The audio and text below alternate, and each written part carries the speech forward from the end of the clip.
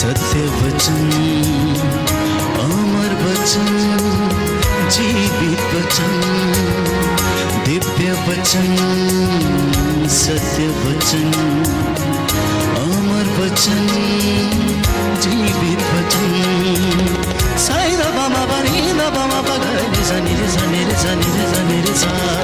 दिव्य वचन, सत्य वचन, अमर वचन, जीवित वचन, दिव्य वचन,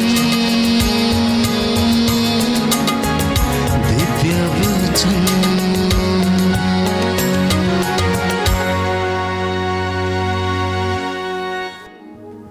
सबको जय यीशु की।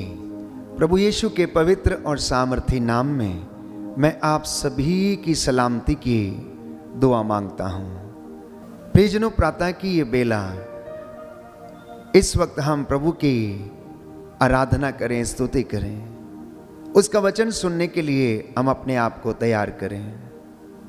आज के इन वचनों के द्वारा परमेश्वर आपके जीवन में चिन्ह और चमत्कार करें, आपके परिवार में शांति आए, आपके रिश्तों में मिठास हो, आपको प्रभु उन्नति प्रदान करें, आपकी मेहनत और मजदूरी को आज के इस पवित्र दिन में प्रभु ब्लेस करें। तो इन तमाम बातों को होने के लिए हमें क्या करना चाहिए? हमें ईश्वर की इच्छा को पहचानना अत्यंत आवश्यक है। अक्सर हम लोग आध्यात्मिकता में नहीं बढ़ पाते हैं, हमारा आध्यात्मिक जीवन कमजोर रहता है क्योंकि हम ईश्वर की इच्छा पर नहीं चल पाते हैं, हम उसकी इच्छा को स्वीकार नहीं कर पाते हैं। मिसाल के लिए कि यदि बेटा अपने पिता की इच्छा पर ना चले, उनकी योजना के अनुसार वो परिवार में काम ना करे, तो परिवार धीरे धीरे धीरे धीरे टूटने लगता है, बिखरने लगता है। पत्नी यदि पति की योजनाओं को ना समझे, या पति यदि पत्नी की योजनाओं को ना समझे, या बच्चे माता पिता की योजनाओं को ना समझें, तो वहाँ पर अनेक प्रकार की भिन्नता आ जाएगी, वहाँ पर एकता नहीं रहेगी, विचारों में भिन्नता होगी, एक दूसरे को समझने में परेशानी होगी, क्योंकि हम घर के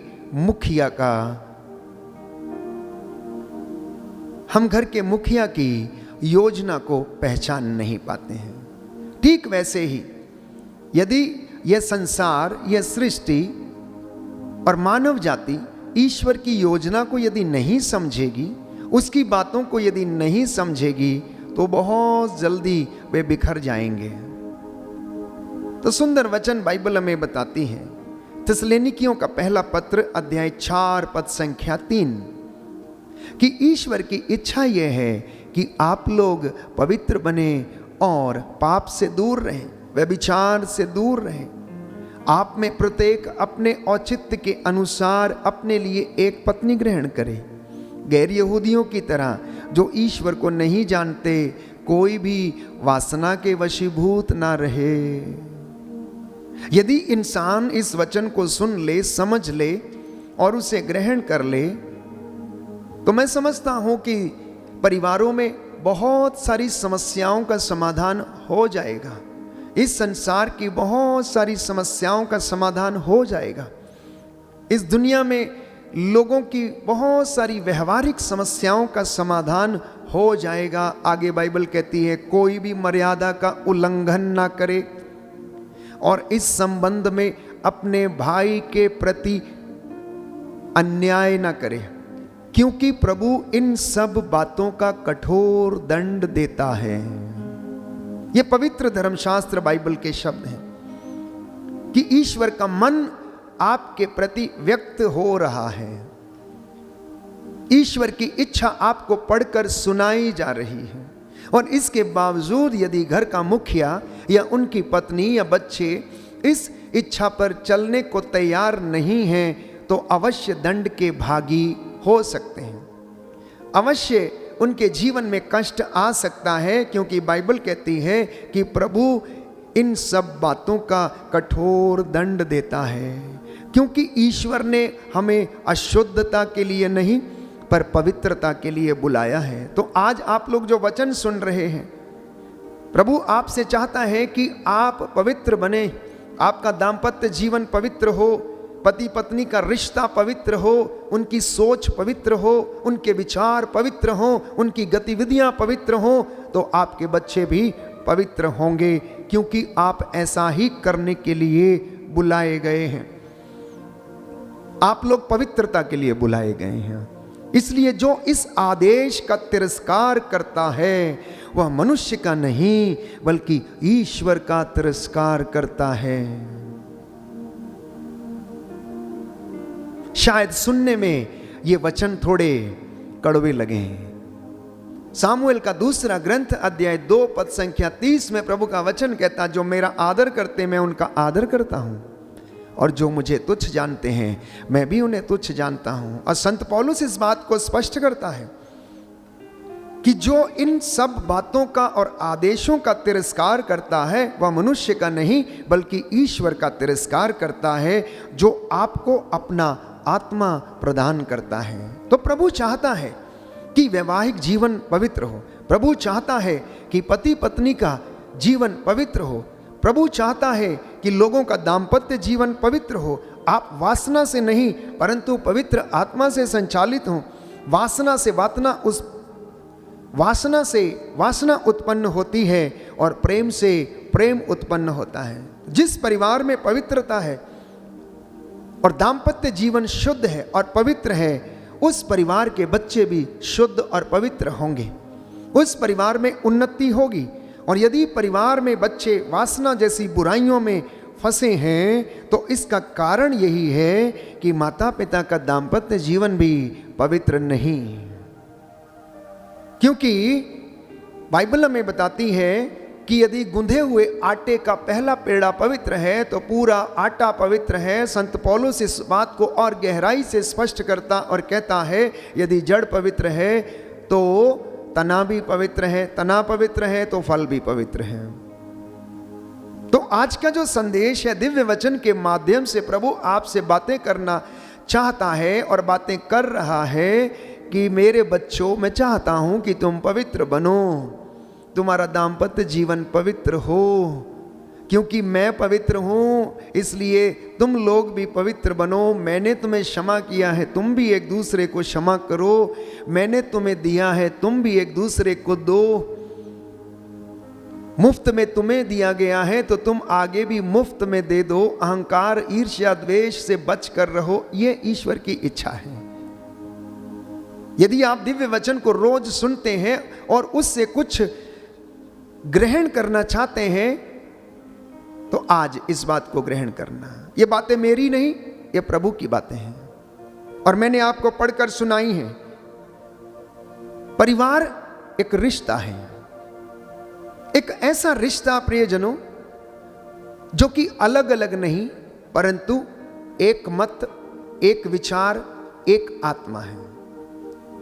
परिवार में रहकर लोग ये नहीं कह सकते कि मैं इस परिवार का हिस्सा नहीं हूं, मुझे कोई फर्क नहीं पड़ता, तुम जो करना है करो, जैसे करना है करो। नहीं प्यारे भाइयों और बहनों, परिवार एक ऐसा रिश्ता है जिसे ईश्वर ने जोड़ा है, और इन दंपतियों के जीवन में स्वयं परमेश्वर साक्षी है। और बाइबल हमें बताती है कि विवाह स्वर्ग में रचाए जाते हैं। परमेश्वर ने इन दो व्यक्तियों को जोड़ा है और बाइबल कहती जिसे ईश्वर ने जोड़ा है उसे मनुष्य अलग ना करे।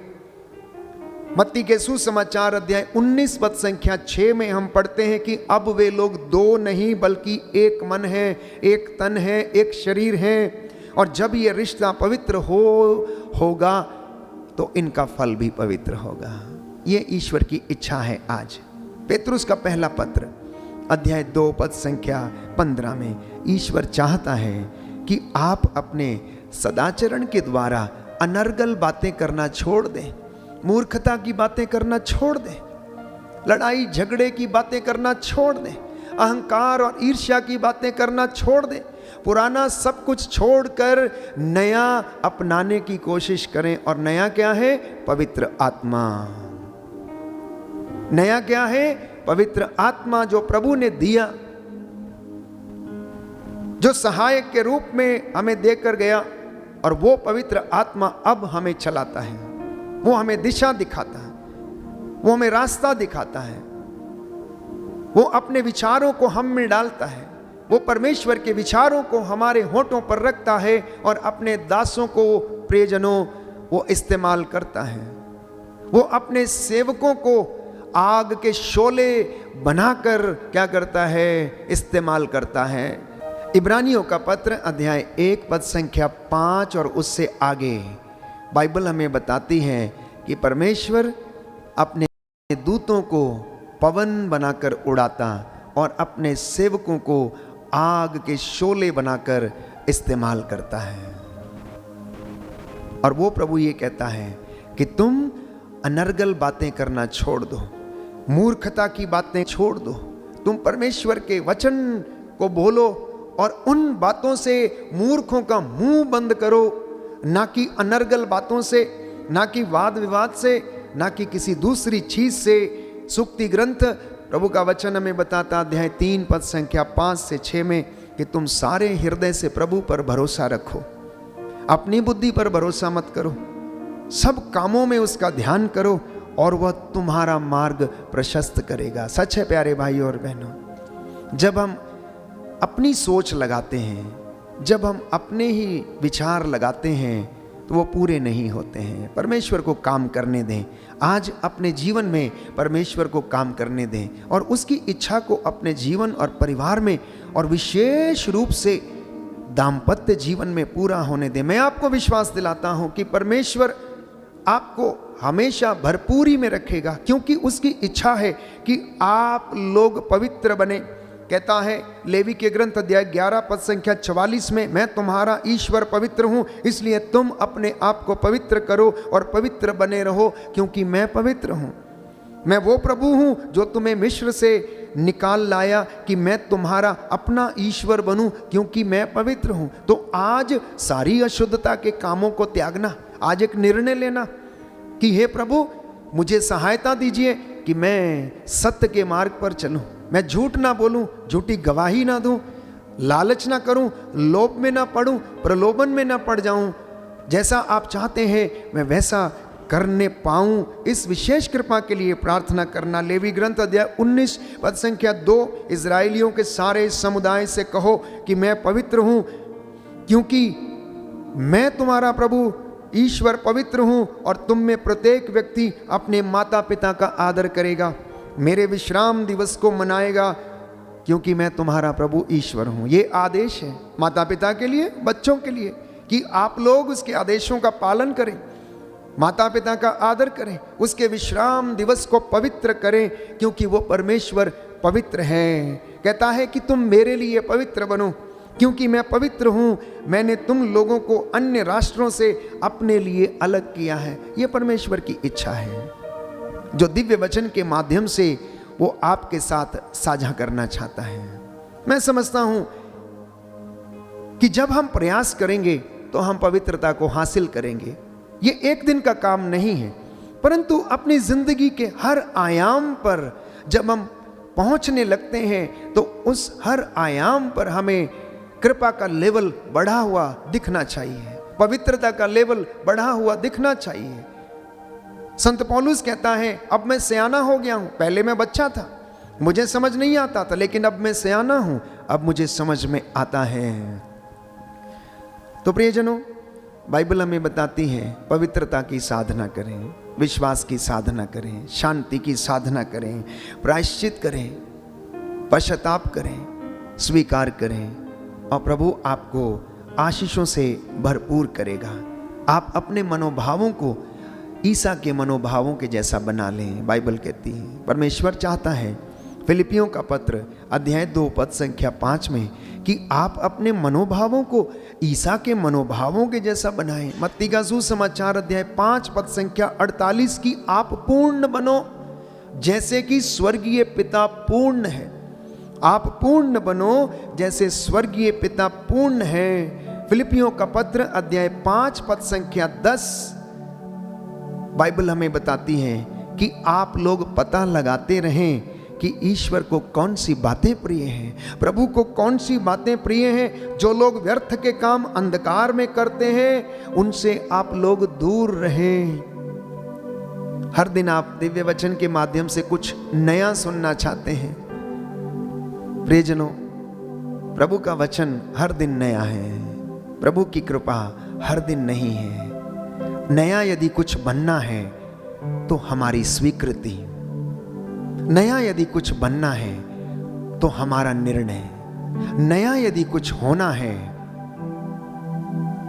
तो मेरा और आपका दृढ़ संकल्प, नया यदि कुछ होना है तो मेरा और आपका उत्साह, क्योंकि ईश्वर का वचन सदा एक रूप है, वो सदा बना रहता है, उसकी कृपा नित्य सवेरे नई है। यदि हम अपने आप को नया बनाते हैं तो वो हम में अपना कार्य करती है, चिन्ह चमत्कार प्रकट करती है। आइए हम प्रार्थना करें। प्रातः की इस बेला में प्रभु आपको एक नई स्फूर्ति से भर दे। परमेश्वर आपके ऊपर अनुग्रह करे। जो घुटना टेक सकते हैं टेक लें, हाथों को जोड़ें, मैं आपके लिए प्रार्थना करूंगा। सर्वशक्तिमान शाश्वत दयालु पिता ईश्वर, तूने अपने बच्चों पर अपनी इच्छा को प्रकट किया है। अब इन्हें पवित्र आत्मा के सामर्थ्य से सहायता प्रदान कर, जिससे ये लोग आपकी इच्छा को जाने, उसे ग्रहण करें और अपने जीवन में उसे पूरा कर पाए। हे प्रभु, तेरी इस प्रजा के विचार नए हो जाए, दृढ़ संकल्प नए हो जाए और ये अपने परिवार और दाम्पत्य जीवन में पवित्र बने रहे और सदा तुझे प्रसन्न करते जाए। हे प्रभु, तेरा पवित्र आत्मा इनकी अगुवाई करे, डर खौफ खतरे शैतानी ताकतों बुराई की आत्मा से इन्हें बचाए। स्वर्गदूतों का संरक्षण इन्हें प्रदान कर और अपने वचन के माध्यम से इन्हें चलाने की कृपा कर। तेरा पवित्र लहू इनके शरीर, आत्मा, हृदयों, चौखटों, बिछौनों पर छिड़क देता हूं। इस पवित्र लहू के द्वारा इन्हें संरक्षण दे। मां मरियम की मध्यस्थता से, दूतों और संतों की मध्यस्थता से हमारी प्रार्थना को सुनने की कृपा कर। जो रोग शैया पर हैं, अस्पतालों में हैं, बीमार हैं, चल फिर नहीं सकते हैं, लकवे से पीड़ित हैं, हृदय घात से, ब्रेन ट्यूमर से, शरीर की लाइलाज बीमारियों से पीड़ित हैं, इनके दुखों को हल्का कर, इनके घावों पर पट्टी बांधने की कृपा कर। हम तेरे अयोग्य दासों पर दया कर, जो तेरी सेवा में उपस्थित होकर तेरी आराधना करते, महिमा गाते हैं। हमें अपनी प्रजा की अगुवाई करने का सामर्थ्य दे, पवित्रता में बने रहने की कृपा प्रदान कर। हमारे माता पिता, भाई बहन, सगे संबंधियों, रिश्तेदारों पर दया कीजिए, इनके जीवन में तेरी महिमा प्रकट हो जाए। हमारी प्रार्थना सुन ले प्रभु क्रिस्त के द्वारा। आमीन।